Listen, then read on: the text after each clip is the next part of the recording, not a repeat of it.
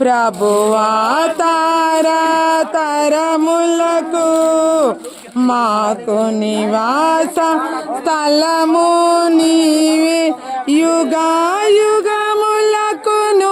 నీవే మా దేవుడవు దేవుడవు దేవుడవు దేవుడవు, యుగాయుగములకును నీవే మా దేవుడవు దేవుడవు దేవుడవు దేవుడవు.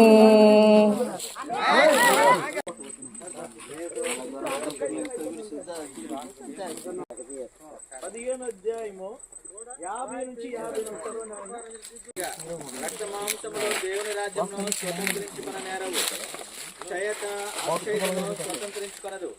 ఇదిగో నీకు ఒక మర్మము తెలుపుచున్నాను, మనమందరము నిద్రించము గాని నిమిషములో ఒక రెప్పపాటున కడబోరం రోగగానే మనమందరము మార్పు పొందుదము.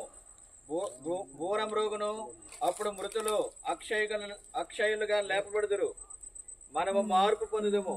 క్షయమైన ఈ శరీరము అక్షయతను ధరించుకొనవలసినది, మర్త్యమైన ఈ శరీరము అమర్త్యతను ధరించుకొనవలసినది.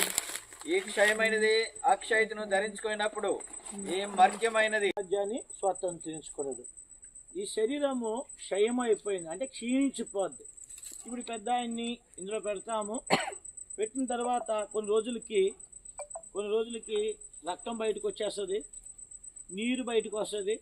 తర్వాత మన శరీరంలో ఉన్నటువంటి బ్యాక్టీరియా పురుగు రూపంలో వచ్చి శరీరాన్ని ఏం చేస్తుంది, తినడం ప్రారంభిస్తూ ఉంటుంది. కాబట్టి ఆ తర్వాత ఎముకలు అవన్నీ కూడా మట్టిలో కలిసిపోతాయి. అందుకని పరలోకానికి వెళ్ళాలంటే ఈ శరీరముతోనూ ఈ రక్తముతో దేవుని రాజ్యానికి వెళ్ళలేము. అందుకే బైబిల్ ఏం చెప్తుందంటే క్షయమైన అంటే క్షీణించిపోయిన శరీరం, మర్త్యమైంది అంటే మర్త్యం. కాబట్టి నశించిపోయినటువంటి శరీరముతో పరలోకం వెళ్ళాం. అందుకని క్షయమైన ఈ శరీరము అక్షయత అంటే క్షీణించినటువంటి దేహం కలిగి ఉంటుంది శరీరం.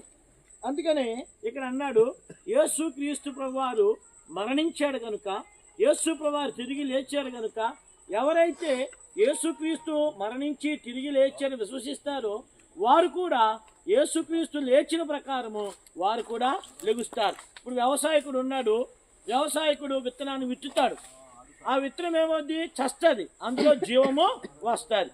అలాగే యేసుక్రీస్తు